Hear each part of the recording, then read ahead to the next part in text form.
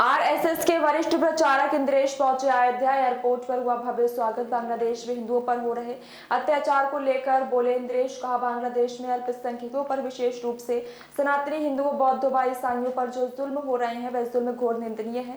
बांग्लादेश की सरकार को तुरंत ये जुल्म रोकने चाहिए। इसके लिए उन्हें सख्त से सख्त कदम उठाने होंगे। उनके लिए प्राथमिकता होनी चाहिए। भारत सरकार से कहेंगे जो भी अभी तक कदम उठाए हैं उसके आगे और जैसे कार्रवाई हो, ताकि शांतिप्रिय पड़ोसी बने, ना कि हिंसक पड़ोसी बने। बांग्लादेश की हिंसा की जितनी निंदा की जाए उतनी ही कम है। उन्होंने कहा, मुझे पूरा भरोसा है यहाँ से गई आवाज भारत भी सुनेगा, दुनिया भी सुनेगी और बांग्लादेश निश्चित रूप से सुनेगा। इंद्रेश ने सुप्रीम कोर्ट से की ओर से पूजा स्थल कानून पर सुनवाई के दौरान धार्मिक स्थलों से संबंधित नए मुकदमे दायर करने पर रोक लगाए जाने के फैसले पर कहा कि न्यायपालिकाओं में ये विषय चल रहे थे। अयोध्या से अमित कुमार की रिपोर्ट। परिषद के सदस्य के रूप में उपस्थित हूँ। एक प्रस्ताव ये पारित हुआ कि भारत और चारों तरफ जो देश हैं उनकी सीमाओं में शांति और सद्भाव रहे। आतंकवाद, नक्सलवाद, युद्ध, घुसपैठ, शस्त्रों की स्मगलिंग, आतंकवादी या ऐसे हिंसक लोगों का आना जाना, यह सौहार्दपूर्ण ढंग में रोका जाए ताकि सभी पड़ोसी देश मिलकर विकसित, शिक्षित और समर्थ बने।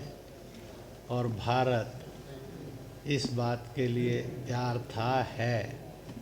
जैसे अफ्रीकन यूनियन है, ऐसे ही एक भारत यूनियन के रूप में, भारत संघ के रूप में ये सब देश हों, ताकि दंगों, हिंसा, छुआछूत, भेदभाव, इन सब से, धर्मांतरण आदि से मुक्त होकर सभी मिलकर विकसित, शिक्षित और समर्थ बने। दूसरा, बांग्लादेश के अंदर होने वाला जो अत्याचार है और अन्याय है अल्पसंख्यकों पर, बीच बीच में पाकिस्तान में भी होता है।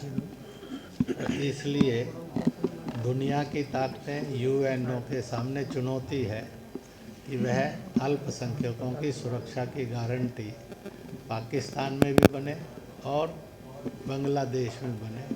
और बांग्लादेश में जो अत्याचार हो रहे हैं वो तुरंत और ठोस कदम उठाकर, सख्त कदम उठाकर रोके जाने चाहिए। यहाँ पर नेपाल अंतर्राष्ट्रीय जो प्रोग्राम रखा गया जिसमें तमाम देशों के लोग आए थे, साथ साथ नेपाली जो संस्कृत है उसका वहाँ पे से भी लोग आए थे।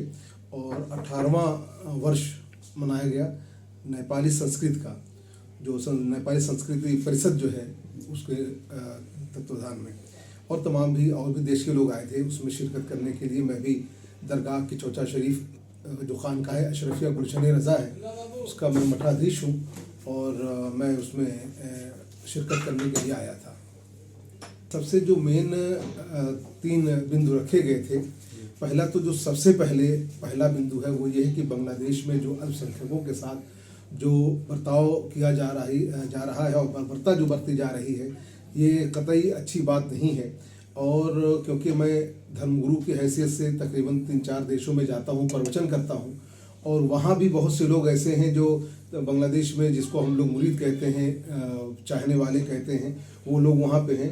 तो एक हमारा डेलीगेशन भी जा रहा है संडे के दिन, रविवार के दिन, और वहाँ जाकर उन लोगों को, हर उस मौलवी मौलाना से मिलकर जो सुन्नी समुदाय और भी लोग हैं, ताकि उस चीज़ को कहीं ना कहीं बहुत दूर दूर तक जाकर रोका जाए, ताकि अल्पसंख्यकों के साथ जो चीज़ हो रही है, इस तरीके से परेशानी, इस तरीके से मारना पीटना, बच्चों पे जुल्म होना, ये अच्छी बात नहीं। सरासर ये कहीं ना कहीं एक, मैं कह लिया जाए कि ये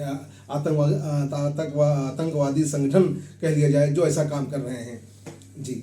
और उन्हें सोचना चाहिए कि अगर ये जिस तरीके से वो कर रहे हैं, अगर वहाँ पे जो अल्पसंख्यक समाज परेशान किया जाएगा, तो हमारे हिंदुस्तान में हिंदू मुस्लिम एकता, समरसता, सद्भाव इस तरीके से बना हुआ है, और अगर वो नहीं रुके तो आप ये समझ जाइए कि फिर यहाँ भी अल्पसंख्यकों के साथ भी दुश्वारियाँ, परेशानियाँ होना निश्चित है, ऐसा मुझे दिख रहा है। इसीलिए एक डेलीगेशन लेकर हम रविवार के दिन जा रहे हैं, और वहाँ तमाम वहाँ के जो धर्मगुरु हैं और लोगों से मिलकर वो बताया जाएगा तकरीर के माध्यम से और व्यक्तिगत सभी लोगों से मिलकर कि ऐसा कतई उनके जो भी चाहने मानने वाले हों या वहाँ की सरकार हो, वो वहाँ पे वो दबाव डालें कि अल्पसंख्यकों पर कोई अब ऐसा अत्याचार ना हो।